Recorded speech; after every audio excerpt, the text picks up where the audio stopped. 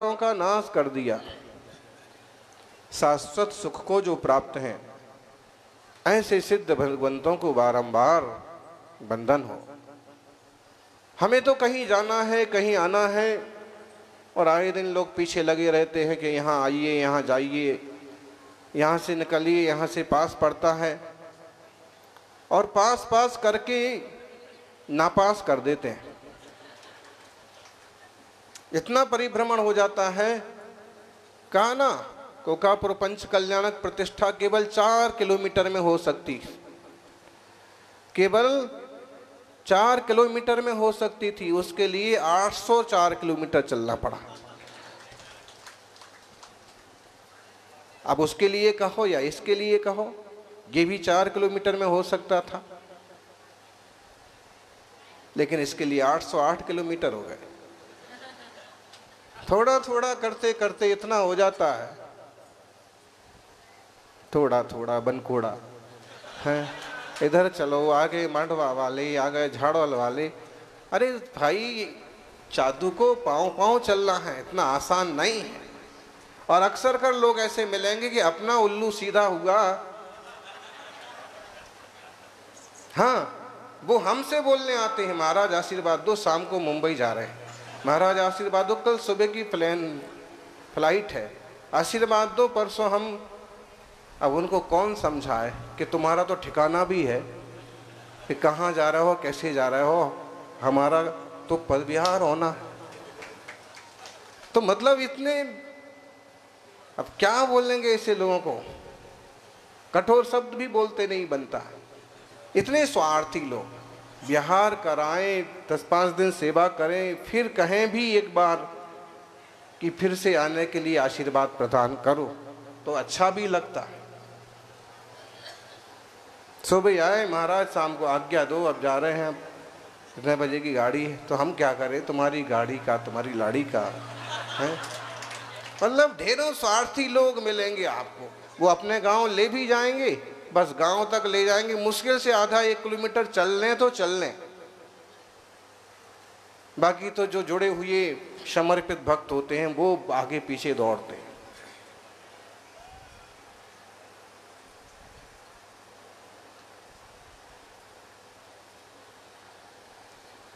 प्रशंसा हो रही है आप लोगों की।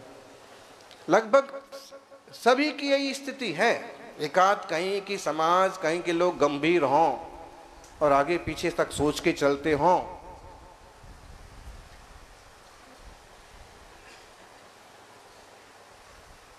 दिल्ली के लाल किले से बिहार हुआ, वो कार्यक्रम हुआ विज्ञान भवन में भागवत जी के साथ। उसके बाद कुंद कुंद भारती में विश्राम हुआ, एक छोटी सी गोष्ठी हुई और प्रवास हुआ। उससे जो हमारा उस दिन जो विहार हुआ, बिहार में तो गिनती के ही लोग थे, बाहर के लोग थे, वहाँ के भी लोग थे, लेकिन जहाँ पहुँचे वहाँ संस्था का नाम बड़ा लिखा हुआ था, ठेकेदार भी बड़े बड़े, लेकिन जो शाम को हमारे साथ चल के पहुँचे थे उनके लिए पेट में डालने की कोई व्यवस्था नहीं। वो फिक्र हमारी नहीं है, वो फिक्र श्रावकों को करना चाहिए कि तुम तो नहीं चल रहे हो, तुमने तो सिर्फ नारियल चढ़ा चढ़ा करके कि चलो चलो चलो हमारे गांव चलो। लेकिन जो लोग चल करके आए हैं, जो सेवा में समर्पित हैं, दूसरे गांव से आए हैं, उनका क्या? अब वो कहाँ जाएंगे? तो साधर्मी वात्सल्य भी नहीं निभा पाते कई जगह के लोग। तो कल आए थे 1300 गांव के मुखिया। कितने गांव के? हाँ, खुद के गांव का ठिकाना नहीं पड़ रहा है।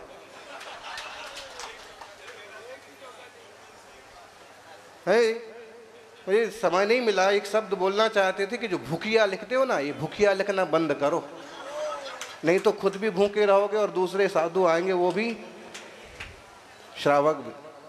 तो भूखिया लिखना बंद करो, कम से कम ऐसे सरनेम जो है सड़े गले बिना मतलब के, कचरावत, झोलावत, भूखिया, अकड़ावत, मुंड फोड़ा, जैनी लिख लो सीधा सीधा, इससे तो भले हो। ये केसरी जी कौन से भत हो आप? करावत, वो कचरा में से चा हट गया है। अच्छा ठीक है, जो भी है जो भी है, कम से कम जनगणना वगैरह का मौका आता है, कहीं नाम लिखते हो तो सीधा नाम लिख लो। जैन धर्म है, सौभाग्य से मिला है, वो शब्द जोड़ लो। बाकी लोग तो तरसते हैं कि ये शब्द हमारे साथ कैसे जुड़ सकता है। एक सज्जन आए, कहने लगे हमारा जन्म तो ऐसे परिवार में हुआ है कि हम जैन हैं, कहला सकते। हम उनको कहा कि आपका आचार विचार इतना सुंदर है, आप ना भी लिखो जैन तो भी आप जैन कहलाने के अधिकारी हो। लिखने से थोड़ी होता है। लिखने वाले भी उल्टे सुल्टे निकलते हैं, कई नहीं लिखने वाले भी, जो भी है। चलिए वापस आए अपने सिद्धों की स्वभाव की तरफ। गमना आगमन उनका रुक गया है, अब हमारा तो चालू है। और जिन्होंने सारी कर्म प्रकृतियों का नाश किया है, राग द्वेष मोह के प्रपंच खत्म हो गए, ऐसे सिद्ध भगवंतों को नमस्कार। जय मंगल भूदाणम विमलाणम नाण दंसनमयाणम ते लोक से हराणम नमो सया सब सिद्धाणम। अत्यंत जयवंत हैं, मंगल भूत हैं, विमल हैं, निर्मल हैं, ज्ञान दर्शनमय है। अपना स्वभाव, सबका स्वभाव ज्ञान दर्शन है। चाहे बालकनी पर बैठो, चाहे मंदिर के शिखर पर जाके बैठो, चाहे और ऊपर बैठो, चाहे तीसरी मंजिल पर बैठो, और चाहे स्त्री हो चाहे पुरुष हो, चाहे पशु पंछी क्यों ना हो, सबका नेचुरल, सबका स्वभाव क्या है?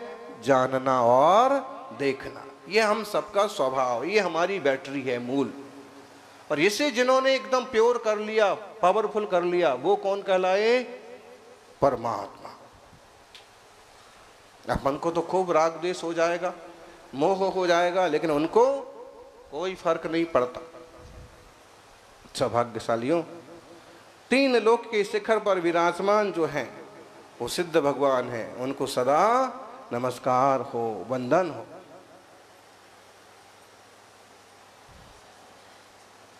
ध्यान रखिए, जिंदगी में जब सारे दरवाजे बंद हो जाते हैं तब भी एक दरवाजा खुला रहता है। कौन सा दरवाजा? हाँ, टेबल के नीचे वाला। भ्रष्टाचारः सर्वत्र अस्ति, यत्र तत्र सर्वत्र किमस्ति सर्वत्र।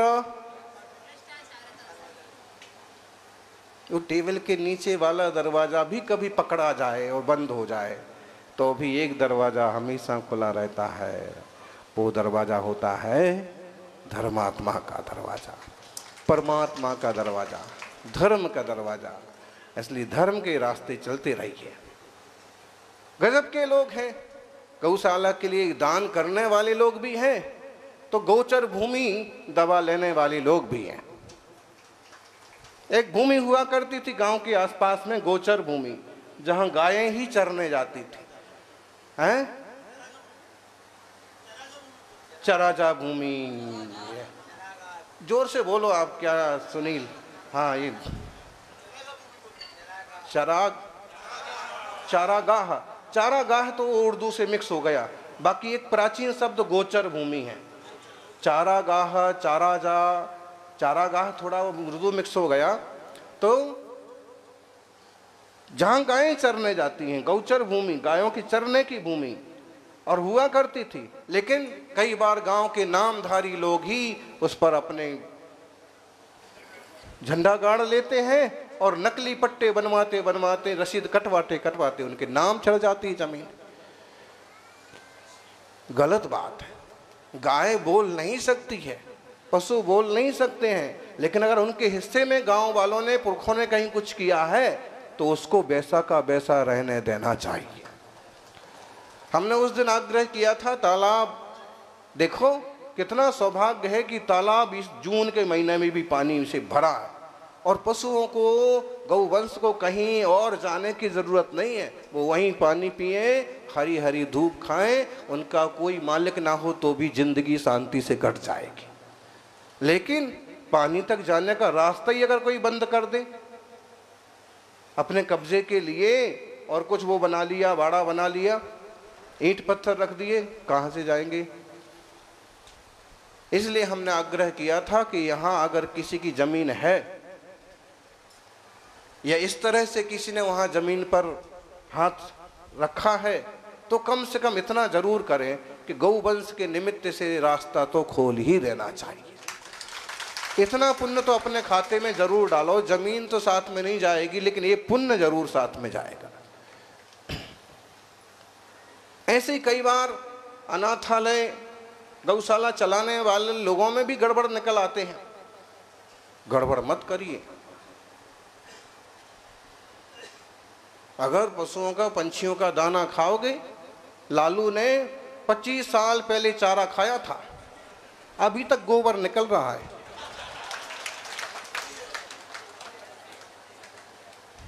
पता है, आए दिन ये परेशान, बेटा परेशान, बहू भाग गई, ये कोर्ट, छोरी पर केस, कभी मंत्री बन गए, कभी लात पड़ी और नीचे पहुंच गए, खूब मार खा रहे हैं। तो चारा घोटाला, जिनकी 30-35 साल की उम्र होगी उनको तो याद होगा, समय खूब उसका तमाशा हुआ था। तो तब खाया था चारा और गोबर अभी तक।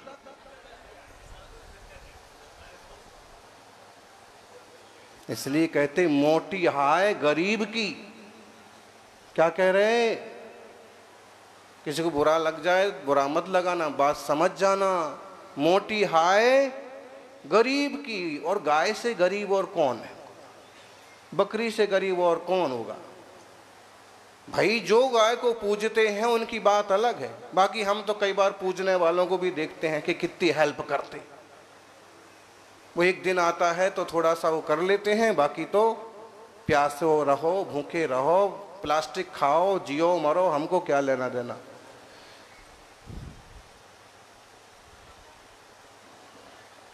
मोटी हाय गरीब की। कोशिश करो कि गरीब की हाय ना लग जा।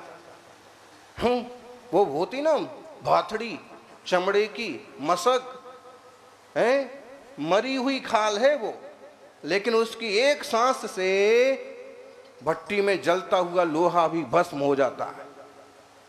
ऐसे ही गरीब की हाय भी बहुत मोटो, अच्छे अच्छों की खटिया खड़ी हो जाती है। इसलिए आग्रह है कि आप दुकानदार हो तो किसी गरीब को ठगो मत। उसके पास कभी कदाचित 2 पैसे कम है, ज़्यादा नहीं, 2 पैसे, आधा 1 रुपया कम है, तो भी आप उसको सौदा दो। किसी मुसीबत के मारे वो पैसा नहीं लौटा पा रहा है तो उसकी रकम खा मत जाओ। शर्तें हैं, शर्तों के हिसाब से कुछ ठीक बैठता है, वहां तक ठीक है। उसको भी समझ में आना चाहिए कि भाई साहब अपनी जगह सही है। बाकी ऐसा नहीं कि चक्रवर्ती राज और लूटने का सिस्टम ठीक नहीं। ऐसे ही अगर अपना कमजोर अनाज है, कमजोर के भाव भेज दो। जरूर नहीं है कि किसी तरह से मिलावट करके और फिर बेचें। हमारी निष्ठा, हमारी ईमानदारी, 2 पैसे कम मिलेंगे लेकिन लोगों को समझ रहेगी कि साहब अमुक पाटीदार साहब का बिल्कुल सीधा सही हिसाब। उनके यहाँ चना मिलेगा तो जो उनके यहाँ है वही मिलेगा। आप अपनी निष्ठा, अपनी नीति, अपना साहस और अपनी ईमानदारी बनाए रखने की कोशिश करिए। अक्सर कर ऐसे कहा जाता है कि ईमानदार लोग मिलते कहाँ हैं। हम खोज रहे हैं कि कोई ईमानदार, कोई निष्ठावान, कोई समझदार, कोई सबको अपने जैसा समझने वाला मिले। नहीं मिलता है। हम कहते हैं जब नहीं मिलता है हम खुद शुरुआत करें कि दुनिया में हम ऐसे बने कि किसी की खोज पूरी हो जाए। एक तो हम ऐसे मिल जाएं।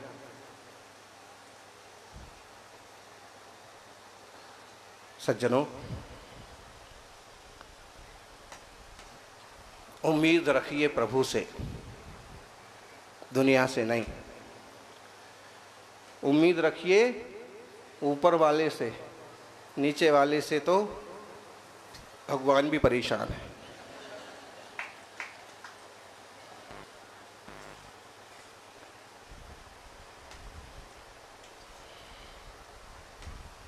गुरु से रखिए उम्मीद, उनके आशीर्वाद से होगा मंगल।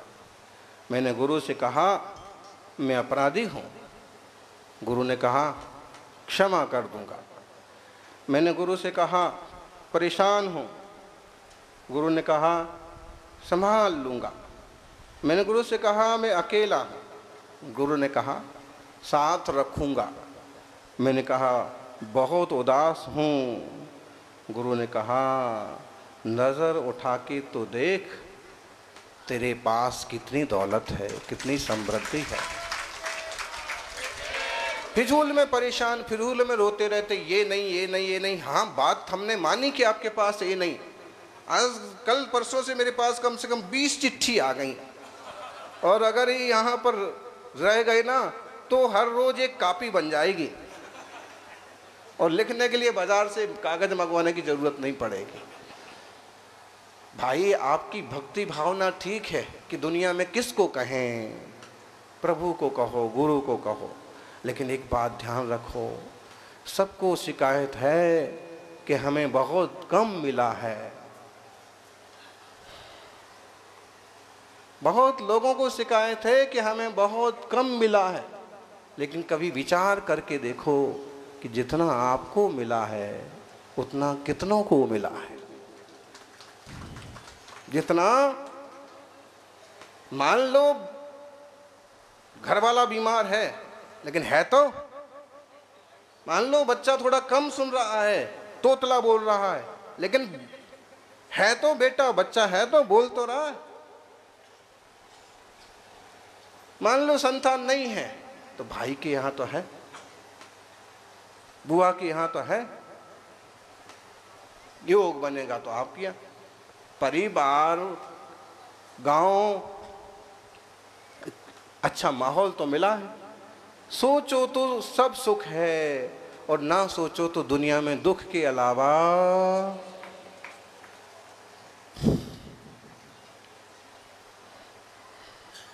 क्या करा जाए। बोले मियाँ जी रोते क्यों हो, मियाँ जी रोते क्यों हो? बोले सूरत ही ऐसी है, बचपन से ही थोड़ा देखो ये महाराज जी को कैसे मुस्कुरा रहे। कोलगेट की एडवर्टाइज के लिए इनसे बढ़िया आदमी मिलेगा? तीनों लाइन से बैठे, चारों लाइन से बैठे।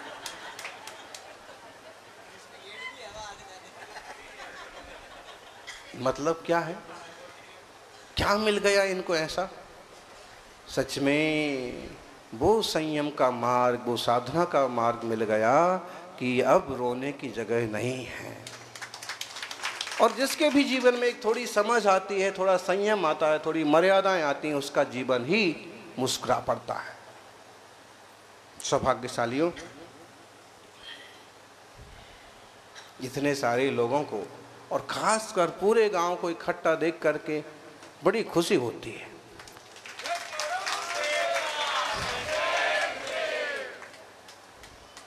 शुभम सागर जी ने कहा ऐसा अद्भुत गांव पहली बार देखा।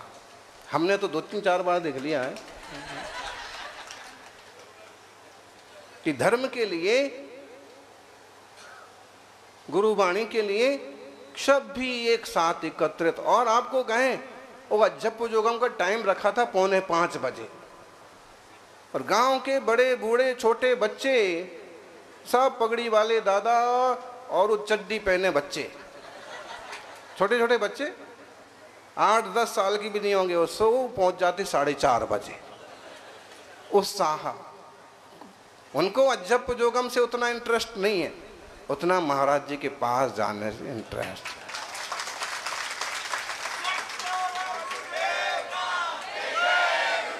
वहाँ जाने से क्या मिलता है? अच्छा लगता है, एकदम खुला हुआ वातावरण, कोई बंदिश नहीं, कोई डांट फटकार नहीं, कोई मारपीट नहीं, एकदम मुस्कुराते हुए शांत चेहरे, सामायिक में बैठे हुए गुरु, और आसपास का माहौल भी आप देखिए, सुबह से मोर भी गाने लगते हैं, चिड़िया भी गाने लगती। तो ऐसा सतयुग जैसा वातावरण बन जाता है। और इस तरह की सभाओं को देख करके कि ये चौथा काल नहीं है, तीर्थंकर भगवान नहीं है, गणधर देव नहीं है, स्वर्ग से देवता भी नहीं आ रहे हैं, रिद्धिधारी मुनिराजों की रिद्धियाँ भी नहीं दिख रही हैं, अवधि ज्ञानी मुनिराज किसी के भूत भविष्य भी नहीं बता रहे हैं।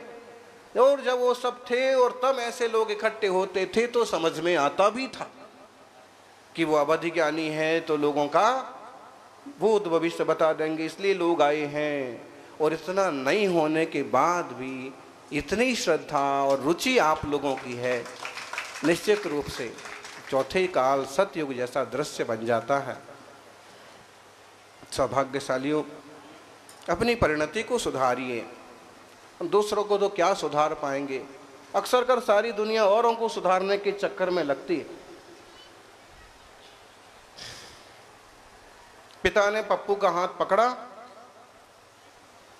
और कहा, एक लगाऊंगा।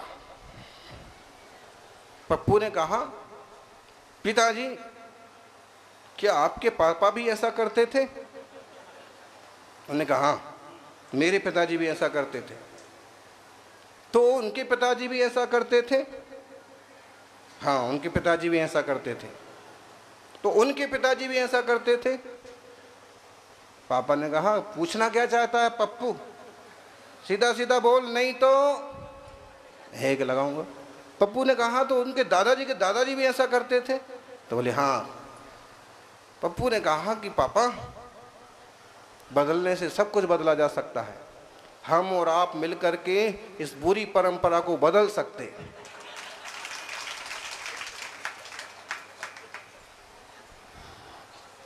हाथ उठाने की परंपरा को, डांटने की परंपरा को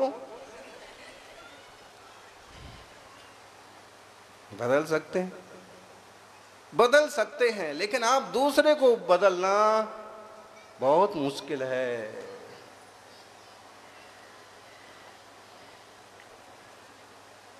खुद को बदलो, हम सुधरेंगे, युग सुधरेगा, हम सुधरेंगे, जग सुधरेगा। और जग सुधरे ना सुधरे, हम तो सुधर जाए।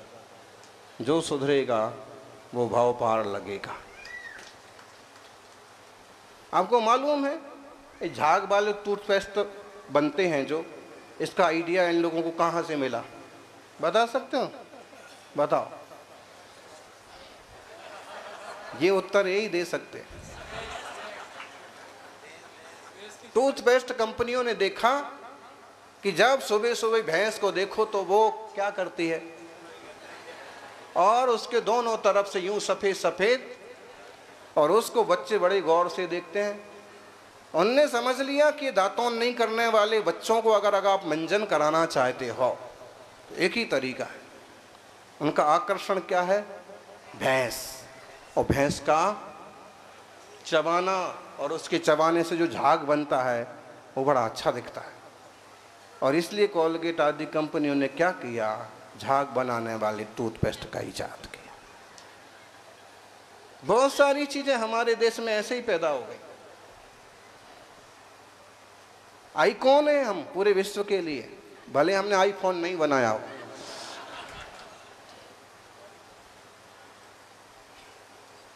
समझना, इसमें थोड़ी सी सच्चाई है। लेकिन हम आपको ये कहें कि चाहे इन बातों में सच्चाई कम हो, लेकिन इस बात में पूरी पूरी सच्चाई है कि आत्मा से परमात्मा बनने का विज्ञान केवल और केवल भारत में विकसित हुआ। दुनिया के वैज्ञानिकों ने बहुत विचार दिए, बहुत मशीनें दी, बहुत अशांति दी, अशांति के सामान दिए, मिसाइलें दी, अणुबम दिए। लेकिन हमारे देश ने ये सब दिया हो न दिया हो, लेकिन वो दिया जरूर दिया जिस दिए की रोशनी में इंसान पढ़ लिख करके बहुत बड़ा आदमी बन सकता है, जिस दिए की रोशनी में बढ़ कर के आदमी आत्म कल्याण कर सकता है, वो सम्यक ज्ञान का दिया। वो 5 अणुव्रत, वो अहिंसा की मिसाइल, ये तो मजबूरी रही कि दूसरे देशों ने इस टाइप की चीज़ें तैयार कर ली, तो हम लोगों ने भी सोचा कि यार पिछड़ा कहलाना ठीक नहीं, तो सारी चीज़ें यहाँ भी पैदा हो गई, सारी चीज़ें यहाँ भी बना ली गई। और तो देखिए थोड़े दिनों में आपको मालूम पड़ेगा कि दुनिया का सबसे बड़ा हवाई जेट जो है वो भी भारत ने बनाया। ज्ञान विज्ञान में कहीं कोई कमी नहीं है, लेकिन हमारे संस्कार अंतर्मुखता की ओर ले जाने वाले हैं, इसलिए हम बहुत जल्दी उन चीज़ों पर फोकस नहीं करते। अब कोई प्रश्न पूछ लेगा, महावीर स्वामी इतने ज्ञानी थे तो उनने मोबाइल क्यों नहीं बनाया? इसलिए नहीं बनाया कि मोबाइल बना देंगे तो ये बेवकूफ़ जो है ना हमारी सभा में भी लेकर के यूँ खड़े रहेंगे, फिर बच्चन नहीं सुनेंगे, मोबाइल देखेंगे, इसलिए हमने छोड़ा।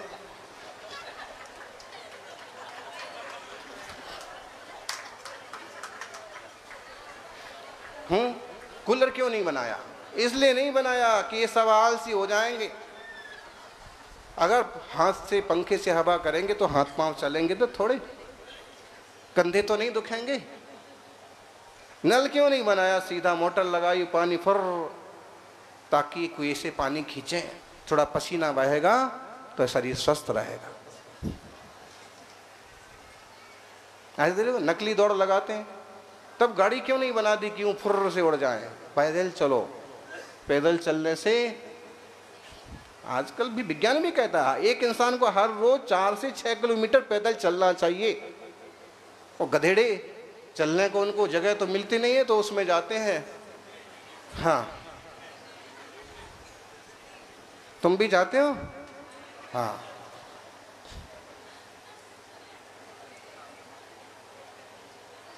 चलिए, ऐसे तो हम आपको सुनाते रहेंगे, लेकिन खास सुनने की बात यही है कि जैसे मुनिवर ने कहा ना, पहले दिन केवल 8 नारियल थे, दूसरे दिन 16 हो गए, तीसरे दिन 32 हो गए, चौथे दिन, 5वें दिन, छठे दिन, 7वें दिन और 8वें दिन 1024 हो गए। और आज देखिए तो पहाड़ बन गया। ऐसे ही जीवन में थोड़े से सद्गुण आते हैं तो धीरे धीरे वो दुगने होते चले जाते हैं और एक दिन इंसान का जीवन बहुत अच्छा बन जाता है। थोड़ा सा पुण्य का काम आता है, धीरे धीरे पुण्य बढ़ता हुआ पहाड़ जैसा फायदेमंद हो जाता है। थोड़ी समझ आती है, वो थोड़ी समझ धीरे धीरे हमको बहुत बड़ी समझ की तरफ ले जाती है। हम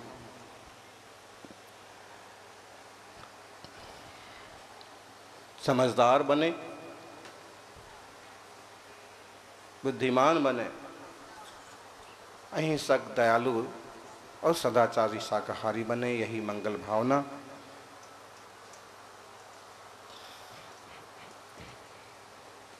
और जो बची खुची बातें हैं कल सुबह फिर देखेंगे। दोपहर को अनुकूलता रही तो फिर दोपहर को फिर बैठेंगे। अजब जोगम का भजन चल रहा है, श्रवण संस्मरण। जय बोलिए सिद्ध चक्र महामंडल विधान की। और इस विधान से जुड़ी हुई जो सुंदर कथा है उसी की पिक्चर शायद आज चलने वाली। कितने बजे? 7, सवा 7 बजे। और क्योंकि आप उसको जितना लेट करेंगे बाद में फिर बच्चों को लगभग 2.5 घंटे की वो पिक्चर रहेगी।